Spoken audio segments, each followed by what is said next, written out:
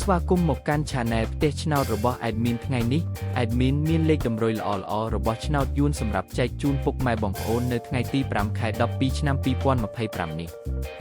ដូចនេះ Admin មិនចង់ឲ្យចំណាយពេលវេលារបស់ពុកម៉ែបងប្អូនយូរតោះយើងមកតាមដានលេខតម្រុយរបស់យើងទាំងអស់គ្នាសម្រាប់លេខតម្រុយ2លេខមានលេខ63លេខ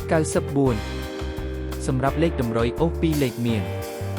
លេខតម្រុយទី1អូស60និងលេខតម្រុយចុងក្រោយអូស90សម្រាប់លេខតម្រុយ3លេខមាន128គុណនិង5147គុណសម្រាប់លេខតម្រុយថ្ងៃនេះ Admin សូមជូនពរឲ្យពុកម៉ែបងប្អូនជួបតែសំណាងល្អទាំងអស់គ្នាហេងមានលាភមានជ័យ